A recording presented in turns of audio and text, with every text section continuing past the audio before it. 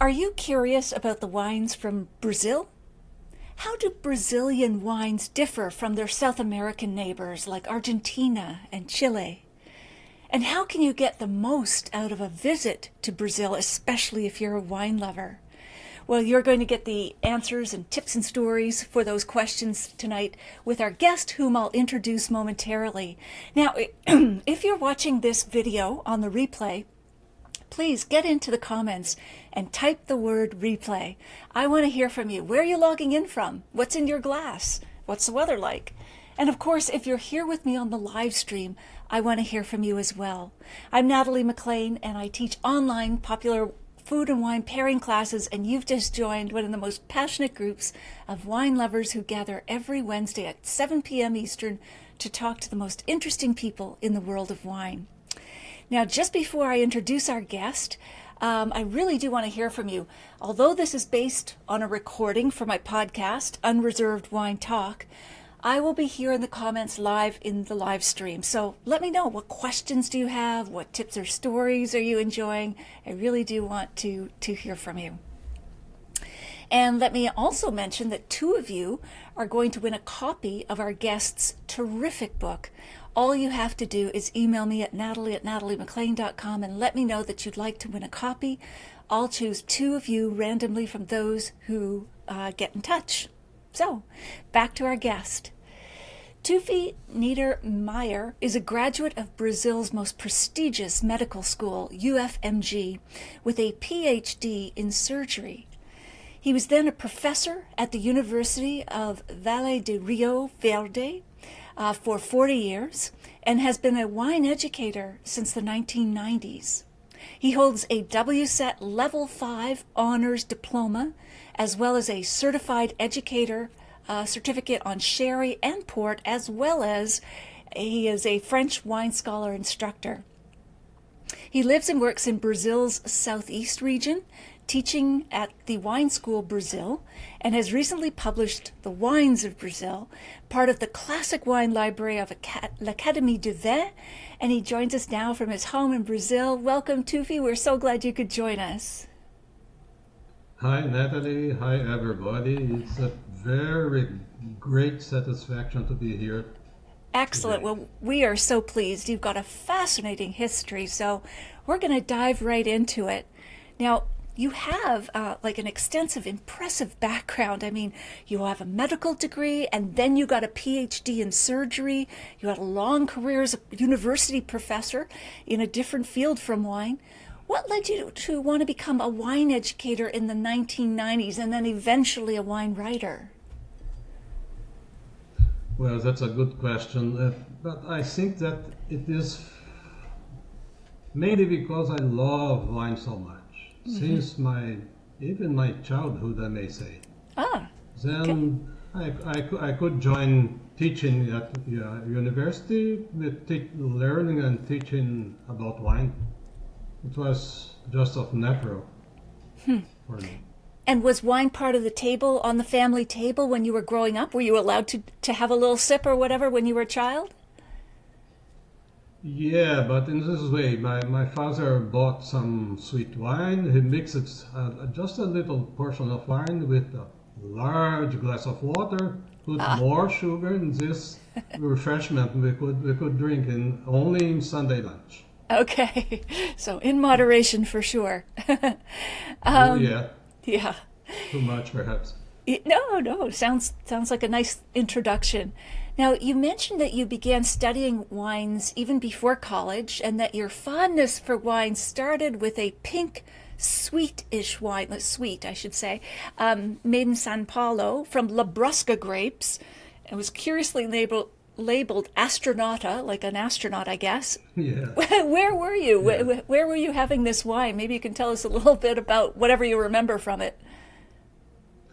Yes, it was a wine that my father bought and allowed us to sip in with water during Sunday lunches. And later we changed it from this wine to other, from Labrusca too, until we started to know vinifera wines, and then things changed. That's great, Astronauta.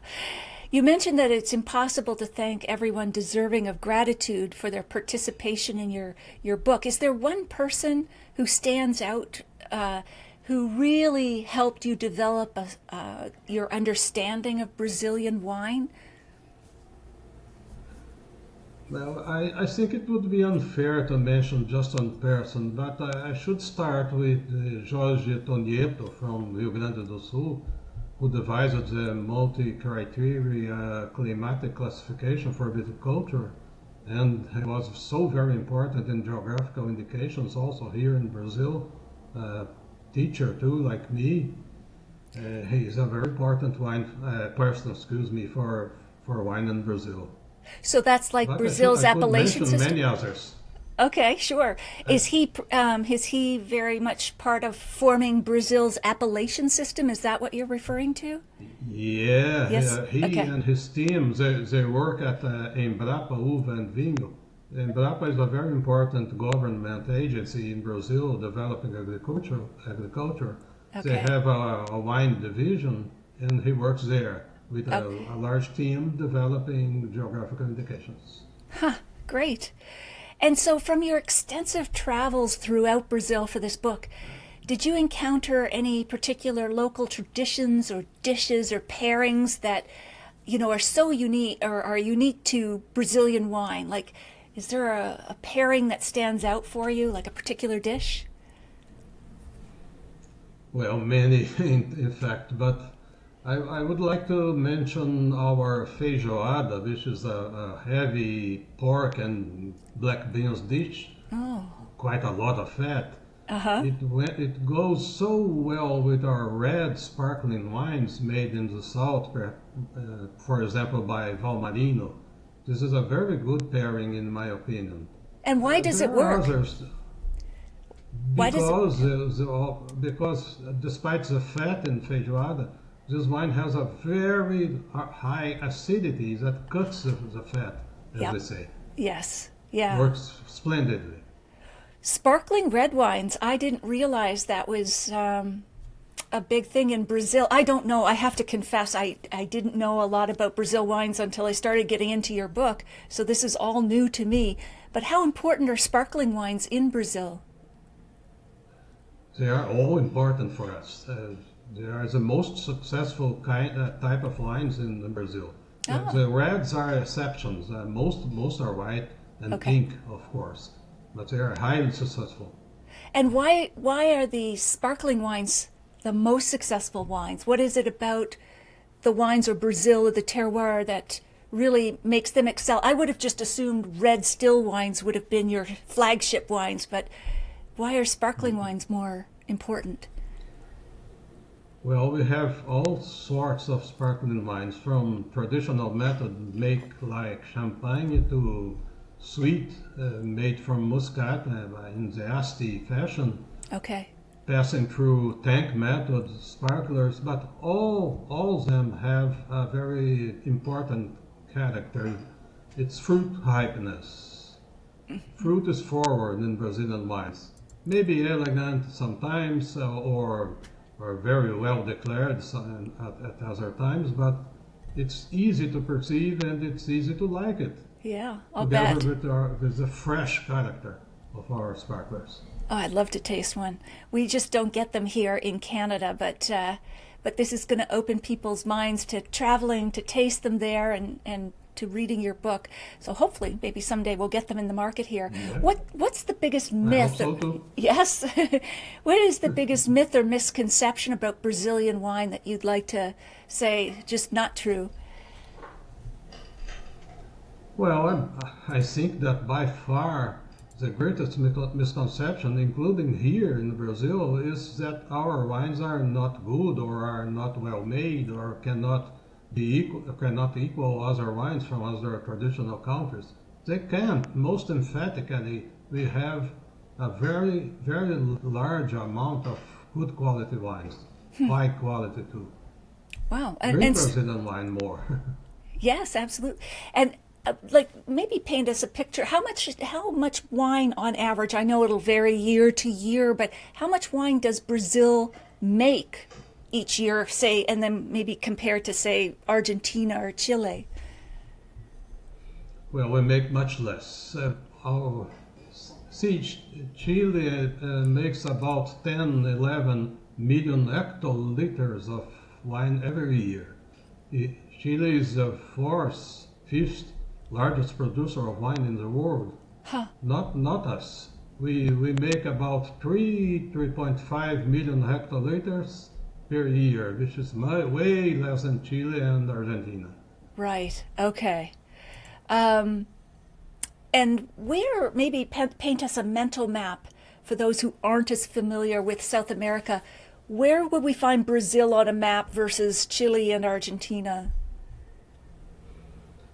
Well, Brazil is the largest country in South America and the fifth largest country in the whole world. We have more than 8.5 million square kilometers area. To compare, Chile has less than a million and Argentina 2.7, and so we are very much larger than all countries in South America. And we have borders with all except Chile and Ecuador.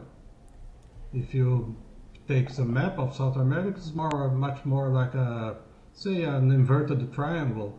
Most of it in the right of the map is Brazil. Okay. All right. And now you say this, it's very eloquent. You say, we wine lovers know well how closely this blessed dram drink is linked to emotion. Is there a particularly emotional or memorable experience you had while researching or writing your book?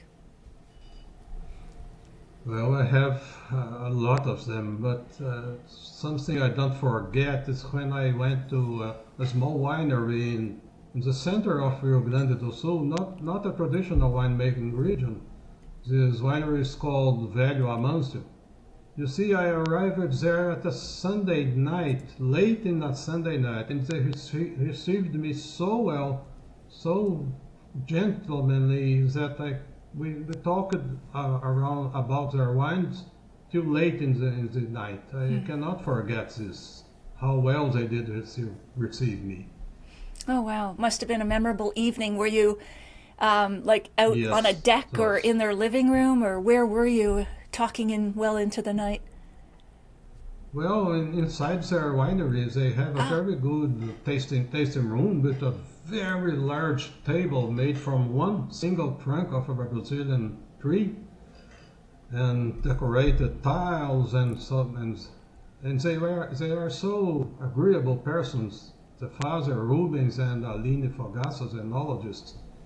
We could stay there for hours and hours alone. That's great. Really good. Visit Velho Amâncio. Yes. And so Brazil, back to some of the key numbers, how much wine does it export? Or is it like, I'm assuming that's minimal as well compared to Argentina and Chile? Yes, you see, Chile is one of the largest wine exporters in the whole world. They make about $1 billion per year in wine exports. Argentina less, but not so much less. Brazil is dwarfed near them. Our exports reach a few $1 million a year, and so it's so small amounts that we cannot compare with those two giants. Wow. Of course. But it's growing slowly. It's growing. Okay. And why is it a much smaller industry in Brazil? Is it because of the climate, or is it the history, or why hasn't it developed as large as Argentina and Chile have? Well, we have history, we have geography, we have climate and traditions and a lot of other things. You see, we were ruled by Portuguese during centuries, and they wanted to send their wine to here, and during some time we were forbidden to make wine. Oh. Just that. And the Portuguese didn't want the Brazilians to make their own wine? Yeah. There was a queen in Portugal in the early 1800s, Mary the Crazy, Maria Louca, who forbade any manufacturer in Brazil, including wine. So they could export Portuguese wine over and sell it to Brazilians? Yeah, exactly, precisely. And it was, we had a very long time to recover and start wine industry again. I After see. this. Right, okay. Now, Brazil is often perceived as a tropical country, but you argue that this view of the country is too superficial given its vast complexity and heterogeneity. What is the region like? I mean, I'm sure it's very diverse, but are there certain things you would highlight? Like, is there mountain ranges or rolling hills or tropical forests or all of it? Or how would you describe the land? Yes, certainly all of this and much more. This is a very complex country, it's so large. You start in the north with the rainforest, of course, but then near in the northeast it's almost desert, it's semi-arid. You go down and you find a large amount of the country which is comprised by highlands. We call it here Planalto or Brazilian highlands. And to the south you have mountains, you have flat terrain, and the climate varies from very hot in the north to quite cold in the south. You have everything. And is there a region or area of the country where wine production is concentrated? Like, is it the southeast, or where would that be? Well, during a long time, wine was mainly made in the south. Okay. In traditional viticulture, the south has a climate which resembles that of Europe or other places like this. But since some, say, 20 to 30 years, we have started to make wines in the tropics at 9 degrees latitude, and also in the central highlands with double pruning and winter harvest. Then there is today not a single region making wine as before. Many are. Many are. And we should note that. Fortunately. Yes, absolutely. And we should note that, of course, because you're in the southern hemisphere, your harvest is the opposite of North American and European harvest. So you would harvest in maybe March or February. But also, the farther south you go, the colder it gets because you're moving away from the equator, right?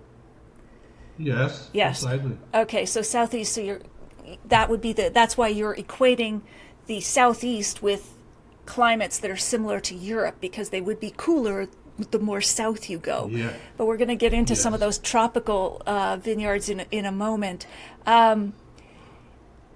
And you note that it snows regularly in some parts of Brazil. Okay, let's skip that one. I want to go to the history, though, first. You recount the fascinating historical detail. I'm going to probably mispronounce a lot here, but Brás Cubas, its founding father of Brazilian viticulture, making the first wine in 1551.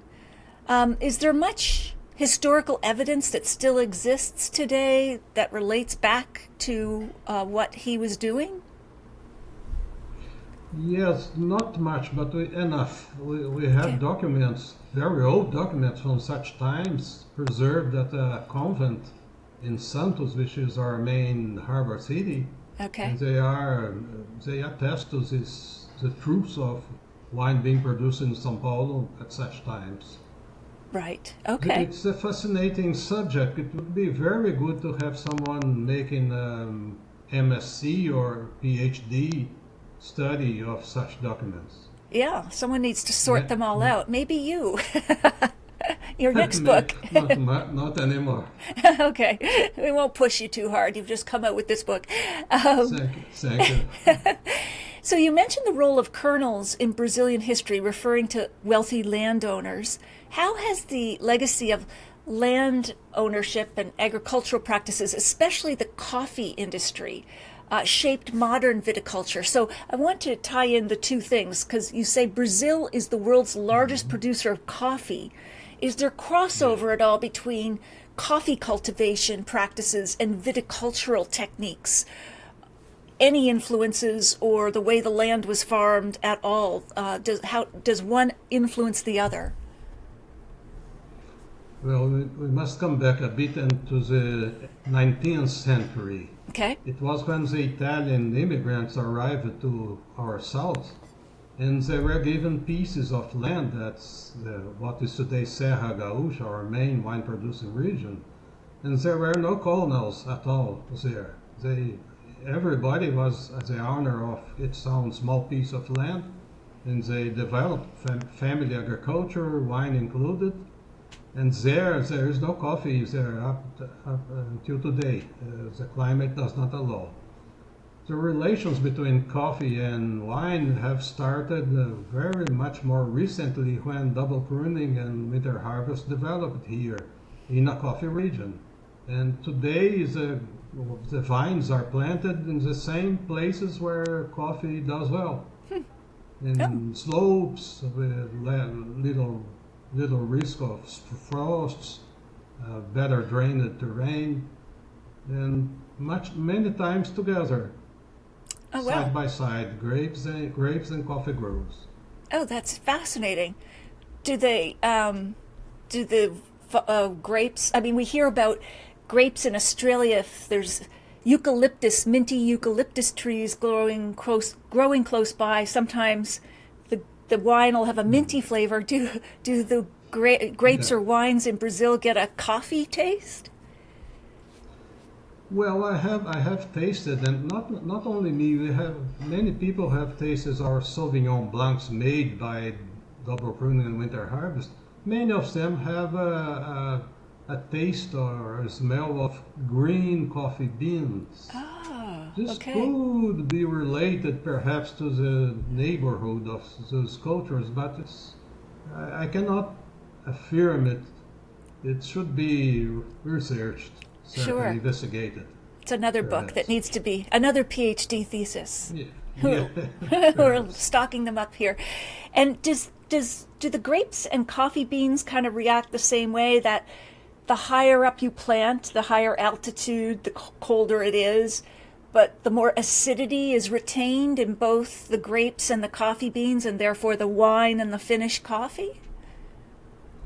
Yes, you can say so, because in higher terrains the temperature is lower, and this is good for coffee and grapes, although you cannot rise too much or it will be too cold for both. Sure, absolutely. Even here.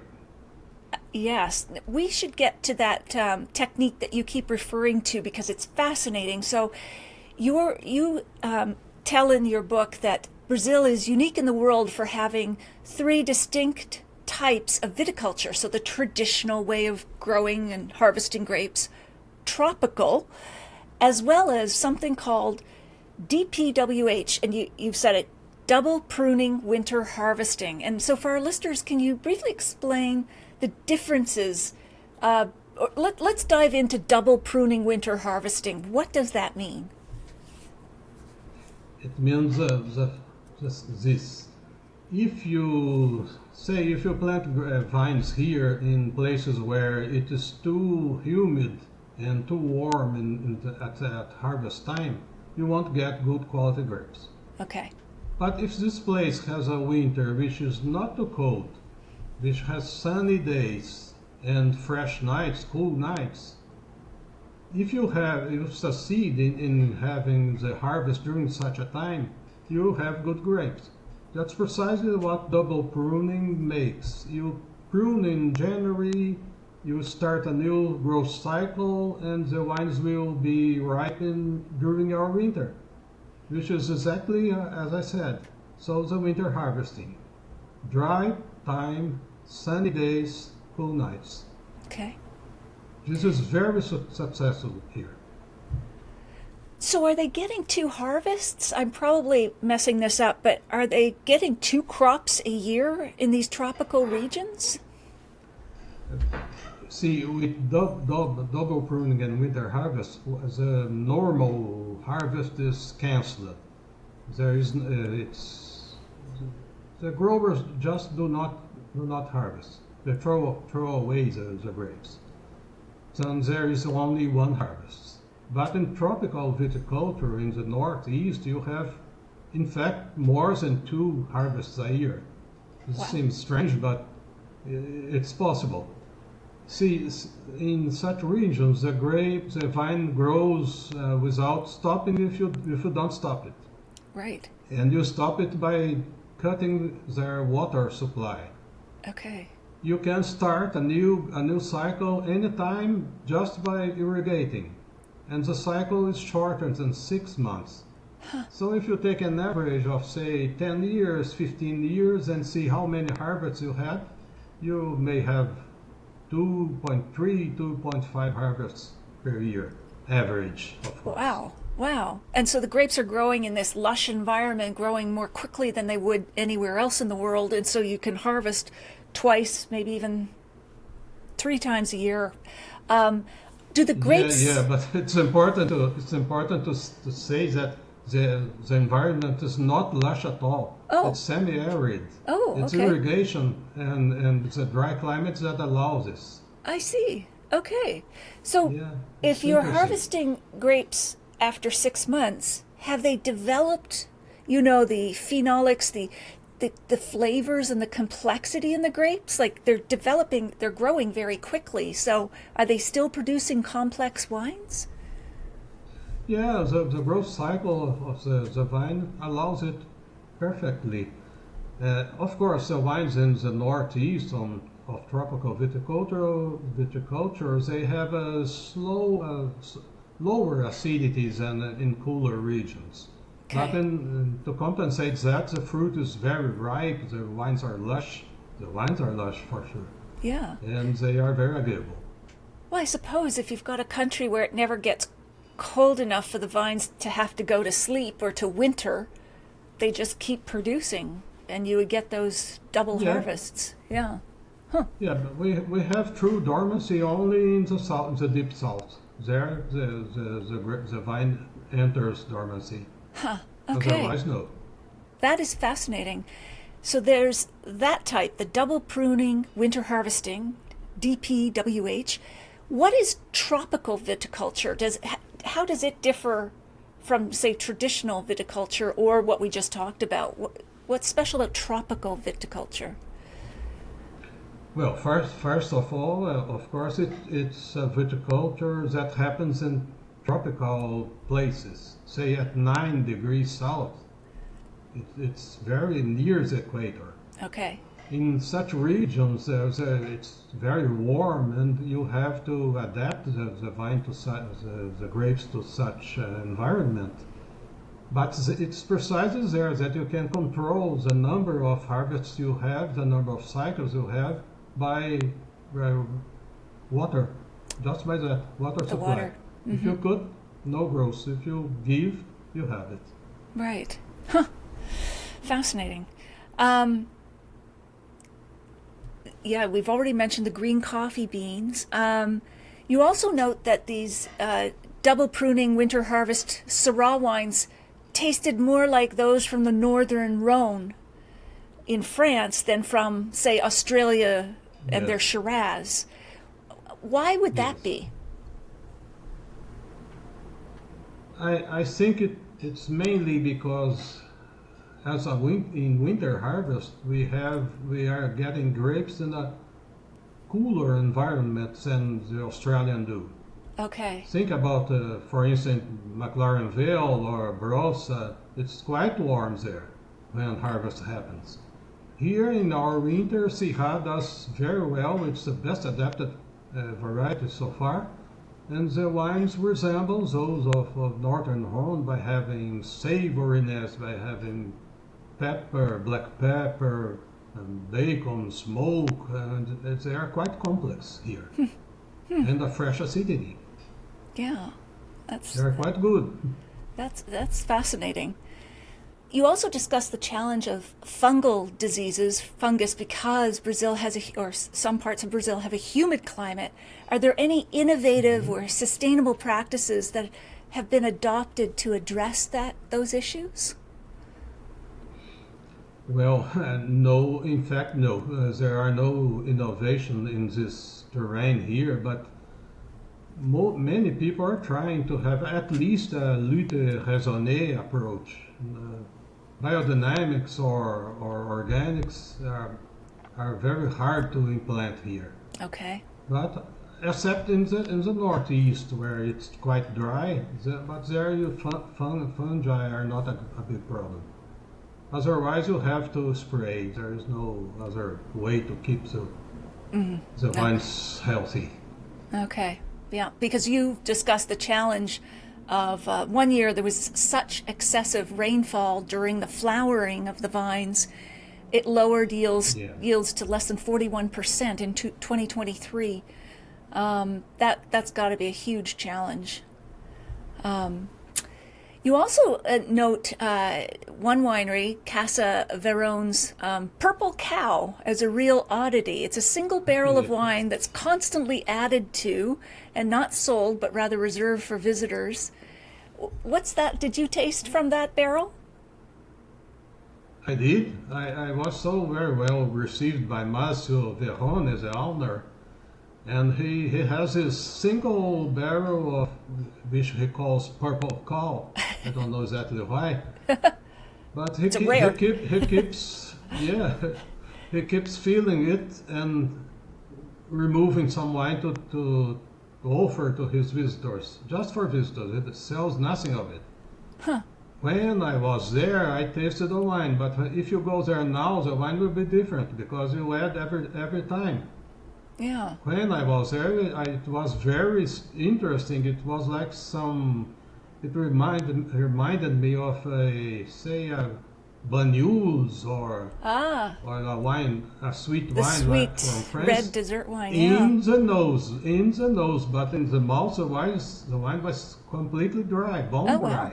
That is unusual.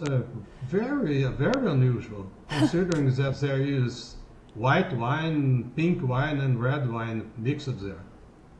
It reminds me of the sherry blending system, blending off, although he's not blending, but he's kind of adding and taking away. Yes, you could. Yeah. Yes, you could compare with the Sacas of sherry, although he has just one barrel, not a Solera. Yeah. And you also talk about, I'm not going to pronounce this correctly, the wine, Brazilian wine law. There you go. Are very specific. Has the Brazilian wine law, is there any particular law you find unusual or one that might surprise us? Yeah, let me justify why jabuticaba, because this fruit exists only in Brazil, and then anything that we have only here we call, it's jabuticaba. One of those things in law is one category of wine that law defines as vinho noble or noble wine. Okay. But this nobility has nothing at all to do with noble roads. The wines there's nothing about botrytis, and there is nothing about quality too, or nobility from quality. Oh. It's just that the wine has 14% alcohol or more than that, and it's called as vinho noble or noble wine. Noble wine for being high alcohol. Yeah. It'll make you feel like a noble or aristocratic. Such a nobility, really. That's odd. And can you share a specific example of a Brazilian wood that brings out different notes? You described some Brazilian oak-aged woods as offering charming, slightly bitter tang, or that raises the black fruit notes in reds. So are they using native forests, native woods for their barrel aging? Yeah, few people. It's not a widespread practice, but some enologists are doing research on this, and one of them, Gaspar de Surmont, which is a Frenchman. Okay. He has a winery in Campanha Gaúcha. He uses, for instance, Jequitibá Rosa, which is one of our woods, to mature Sauvignon Blanc, and this imparts an agreeable bitter tang at the finish of the wine. Huh. Without imparting any oaky characters. The wine is not strong in aromas. He also has a wine made from Saperavi, which he ages in another wood, Putumuju, and it's quite interesting to bring forward the fruit character of Saperavi, which is usually not very fruity. Well, There are some other people doing such a research, but this is a work in progress. okay. We must wait. Yes, like all good things. Now, you seem like you're mentioning some grapes here, so let's dive into that because you say Brazil cannot be accused of monotony when it comes to grape varieties. You have 120 different Vitis vinifera grapes and more than 40 Vitis labrusca grapes. Can you highlight some of the leading, say, white grapes and red grapes that are popular in the country or do well for grape quality wines? Okay. Well, here, like in Argentina and the United States, Canada, or Chile, we have European grapes that are the most successful. Okay. Oh, Chardonnay, Sauvignon Blanc, Pinot Noir, Syrah, Cabernet Sauvignon, Cabernet Franc, and these are the most successful grapes so far. Okay. But we also have, for making our vinifera wines, varieties developed here in Brazil. The most successful so far is Lorena, which you will not find anywhere else. Is that a white grape? Developed a crossing. It's a white grape, Okay. which is very aromatic, very interesting, muscat-like, or reminds also of the Gewürztraminer. It's very successful here and growing in popularity. Planted terroirs are growing fast. And how about a red grape, a native red grape that leads? Well, Brazil has tried to develop some exclusive red grapes, but so far not with very good results. So you won't find red grapes that are equivalent to Lorena, for instance. Okay. You must content yourself with grapes from other countries. Sure. But we have a lot of them. And you mentioned the Much importance. more than what I said. Okay, yeah. It seems there's quite a variety. You mentioned the importance of sparkling wine. Are they made from the traditional grapes, Pinot Noir, Pinot Meunier, and Chardonnay? Well, Meunier does not exist here, but Pinot Noir and Chardonnay are the mainstay of our traditional method. Wines, sparkling wine made in the image of champagne, for instance. Yes. But for tank method, there's a lot of other grapes like Riesling, Italico, and Muscat, of course. Some of our most successful sparkling wines are sweet wines with low alcohol and high freshness and very aromatic from Muscat grapes. Right. And the wine culture in Brazil, just while we're talking about that, you're talking about popularity, is the wine culture itself very vibrant? Like I did note, or you noted, that sales are on the uptick, even with younger generations, which is surprising because in North America, and I would say probably Europe too, Generation Z, the youngest, they're like not drinking wine as much as previous generations were. What's happening with wine culture in Brazil, and why?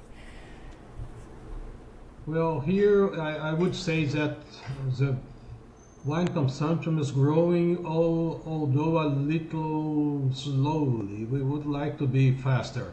But with pandemics, for instance, we almost increased by half our wine consumption. Wow. After pandemics, it lowered a bit, but we are drinking wine more than ever.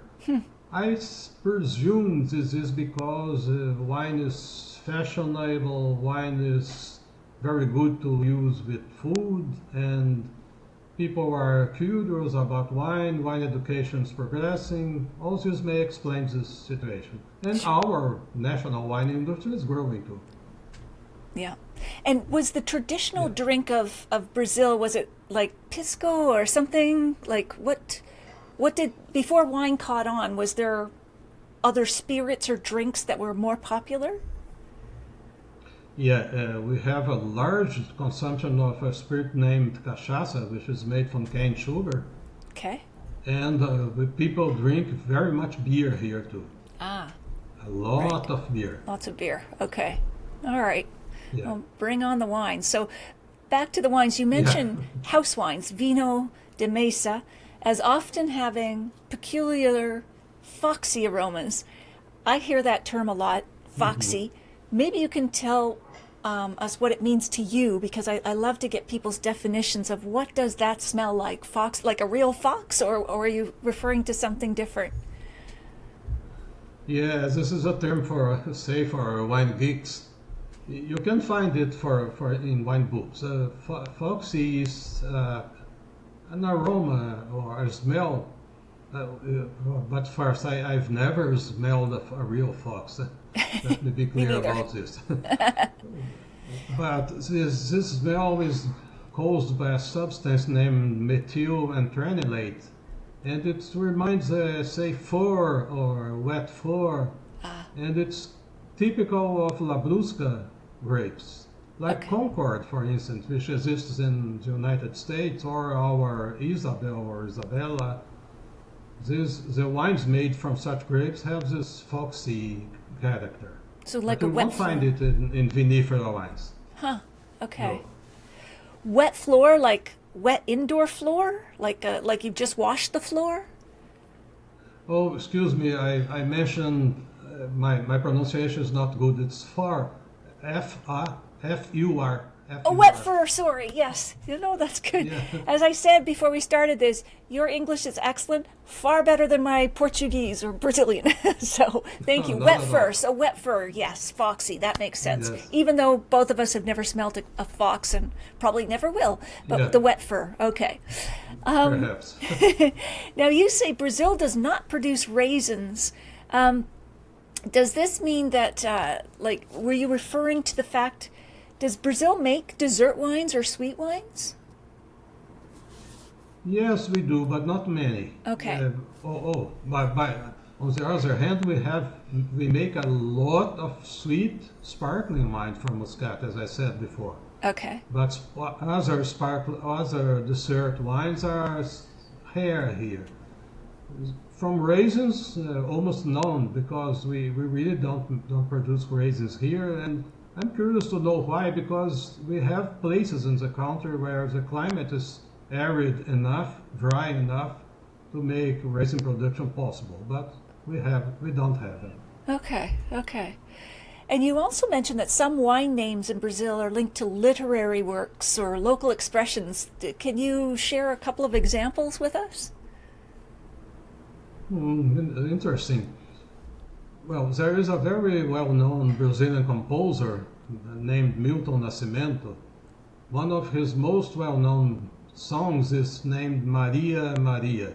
This is the name of a winery near my town. And all their wines are named after women from their family or from history or from people they want to pay homage to. Oh, that's great.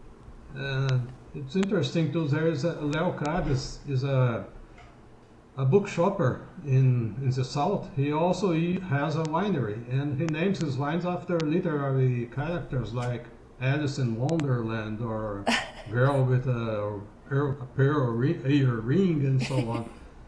But there's much more. Okay. Wine naming deserves studying. It's very interesting what people put on the label. There's another PhD. You describe, you can correct me on this, Serra Gaúcha as Brazil's biggest region, most traditional wine region. Is that correct? Yes, Serra Gaúcha. Serra Gaúcha. Can you describe what this region is like, what it kind of looks like, and where it is? Well, this is a hilly, almost mountainous region north of the capital of Rio Grande do Sul state in the south, and it was to there that the first Italian immigrants arrived and settled themselves. They received, as I said before, small pieces of land called lotes and developed their agriculture there. It has then a long tradition of winemaking. It is a very beautiful region, so green, so fresh, so cool, and with a very well-developed tourist structure. It's certainly the first region in Brazil where you should go when you start to knowing our wines. So that's where you would recommend that we travel to first. Yes, for sure. And what would we do there? Like, are wineries open to visit? How would we plan a Yes, trip so there? almost every winery has a tasting room and they are open to visitors. There's a very great number of people who goes there, especially in weekends or in holidays. Hotels and other things to do like historical tours. So much to eat. It's a Good very restaurants, pretty yeah. region and very well organized. Good restaurants, good hotels, good towns to see. And it's not far from the state capital. Oh, that sounds convenient It's in good. terms of flying in and Yes, quite convenient. You can Get fly there. to Porto Alegre and then you drive 100 kilometers, not much, okay, north and you're there. you're there. Wow. Okay. And you described the Merlot there as being a style of its own, but that is classical Bordeaux-like, rather than the Napa Merlots, like the wines of that Yeah. region. Yeah, Serra Gaúcha has a climate much more like Bordeaux than like Napa. Napa is Okay. warmer, drier, and so Napa Merlots are plush, are ripe, are alcoholic. They have a full body, and not at Serra Gaúcha. Our Merlots are much more like Bordeaux, savory, with quite a good structure of tannins and acidity, very good for food. That's why I said they are more like old words than Napa. Yes. And what about Tannat as a grape and wine? Is that important in Brazil? Yeah, it's very important. More in Campanha Gaúcha, which is a region near the border with Uruguay. Uruguay has plenty of Tannat. It's the most well-known, the better-known grape from Uruguay. And is it very you pass the tannic? border and then you are in Campanha Gaúcha and you have Tannat too. Very Yeah. good wine, solid wines to have with churrasco, with barbecue, Oh, okay. which is a strong tradition here. Churrasco, is that what you said? Barbecue, yeah. Barbecue. Churrasco. Okay. Yeah. Tannat. Are they very tannic? Because the origin of Tannat, the word, means, I think, refers to Yes. tannic. Yeah, they are. Yes, but not as much tannic as say Madiran from France.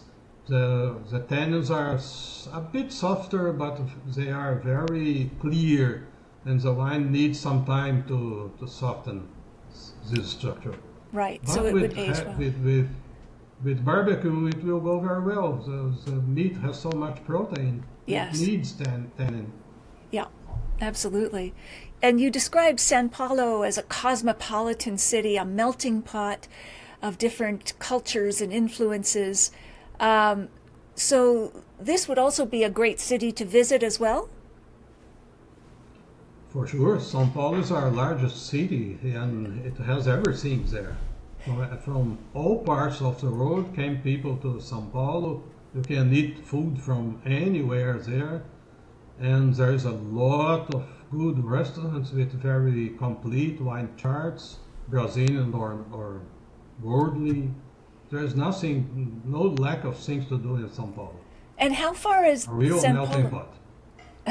And how far is São Paulo from the region Saragossa? Gotcha. No, not so far. By plane it takes how 1 hour and some minutes to go from São Paulo to near Serra Gaúcha. Okay. So So, by car it will take 2 days, but by plane it's not so far. oh, that's great. So it's easy if you arrive at São Paulo and take another plane and go to Rio Grande do Sul Yeah. and Serra Gaúcha. Spend some time in the city and then go to the wine region. That sounds like fun.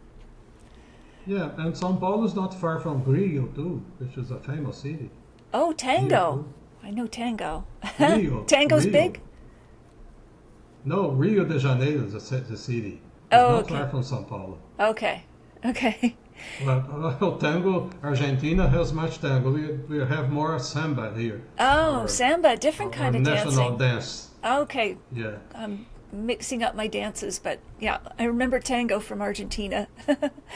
You Very good. mentioned tirolesa, the zip lining over Fortaleza Canyon in Cambara do Sol.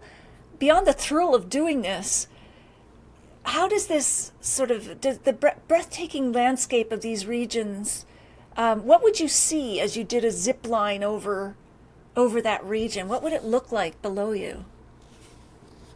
Well, this place though, where there are canyons, there's a single winery there, which is quite recent, and they are not making wine from their grapes, Okay. planted on a very peaty soil. There is a lot of peat there. But the region is not far from Serra Gaúcha, and you can go from one place to another. But there it's, say, wild country. And very cold. It's the coldest part in Rio Grande do Sul. There is snow there. It's a beautiful place to go, but not so much for wine. Okay, all right. Now you also mention in your book the heavy taxation on wines. We suffer from it in Canada as well, and the complex bureaucracy. Do you think that's had a big influence in terms of the development, maybe the slowing of the development of the Brazilian wine industry? And what do you think needs to change? Well, what we would like to be changed, it is very difficult to change, which is precisely heavy taxation. Yeah. Especially today, when our economy is not, say, in a very good state, it's impossible for the government to renounce to taxes. We have no hope of this happening. Right, yeah. As to bureaucracy is ingrained into all our government instances too. It will take a lot of time for this to ameliorate. So I'm a little, say, hopeless about those two subjects. Yeah, I think But it would be very good if we had lower taxes, allowing the wines to be less expensive. Agreed. It's what we're fighting here in Canada as well. It's like a really valuable agricultural product, and yet they treat it like, I don't know, like gasoline, fossil fuels, or cigarettes, or it's like, why are you doing this? Luxury products. It's not. It's food. Yes. Wine is food. Yes, absolutely. You say Brazilian wines deserve more exposure. What's one message you hope to convey to international wine lovers and professionals about Brazilian wines that they may not already know or appreciate? Well, I think that precisely they are not known and appreciated. It takes some more curiosity or exploring spirit to know our wines. Yes. And get contact with them and read my book, I hope so. Yes. And after knowing more and tasting more, then if they are tasted, I'm sure they will be better known because they are good. Yeah. Well, there's the challenge. And Taste more. Thinking about the future, where do you see Brazilian wine heading, the wine industry? What do you think or hope for it to be in 5 years, 10 years, or beyond? Well, if for someone who accompanies the Brazilian wine industry for decades like me, it's amazing how we have improved, how our wines have every year get better. I hope this trend will go on. Our wines will improve much more in the following years. And as such, they will deserve more consumption, more knowledge, and more exporting. And we Brazilians also know our wines so badly, we should do an effort to know them better. Not only for people abroad. Right, absolutely. Now, I know your book is new, but is there anything that you would add to a future edition, an updated edition, or anything you've discovered since? I think that no book is updated when it's published. Yeah. A lot of things are always happening, and that's true. Wine here in a true state of flux. Yes. You'll hear about new wineries almost every day, and a new edition will certainly include more producers. Yes, that's true. The minute a book is published, it's out of date. But yours is well worth the read. It's unavoidable. You must conform to this. It's true. So Tufi, if you could share a bottle of wine with any person in the world, living or dead, outside the wine industry, who would that be?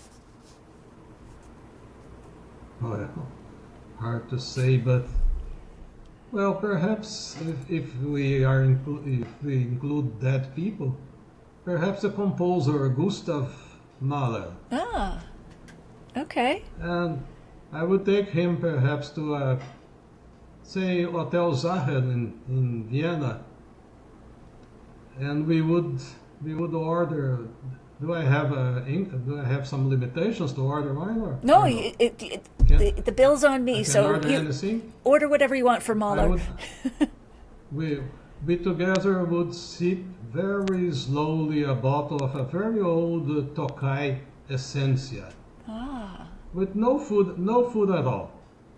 It would be accompanied by meditation, and I would ask him about his thoughts when he composed Das Lied von der Erde, such a beautiful song cycle. Many lyrics there from Chinese poems are on wine and life and on wine and death. It's a very beautiful music that I would like very much what Mahler had in his head when he composed. that's this. lovely. And Tokai Essentia, is that a Hungarian sweet wine? Yes, one of the sweetest wines that you may taste, but with such a high acidity and low alcohol that you can taste it forever, and it lingers forever on your tongue, on your mouth, and of course in our memories. Oh, just like Mahler. Unforgettable. Really. That's lovely. And if you could, Pity it's not Brazilian. right, if you could put up a billboard in downtown Sao Paulo, what would you say on it? Drink more Brazilian wine, please. Well, there you go. Campaign for the national wines. Yeah. That sounds great. And this has been wonderful, Tufi. As we wrap up our conversation, is there anything you wanted to mention that we have not covered? No, I just thank you very much for this. My pleasure. It was very good to know you. Yes, it's great conversation. And to You've have really, such a nice conversation. you've It's opened always my good eyes. to talk about wine. Absolutely. Yeah, it brings everyone together who has a passion for it. And you've really opened my eyes Yes, and taste buds now really. for Brazilian wines. So I must try I some. hope so. Yes, absolutely. All right, Tufi, you have an incredible depth of knowledge on Brazilian wines. Thank you for sharing it with me and us, everyone who's listening. I'm going to say goodbye, but please don't log off just yet. I hope that next time we can share a glass or a bottle of Brazilian wine together. Okay. Thank Okay. you. Cheers. Bye-bye.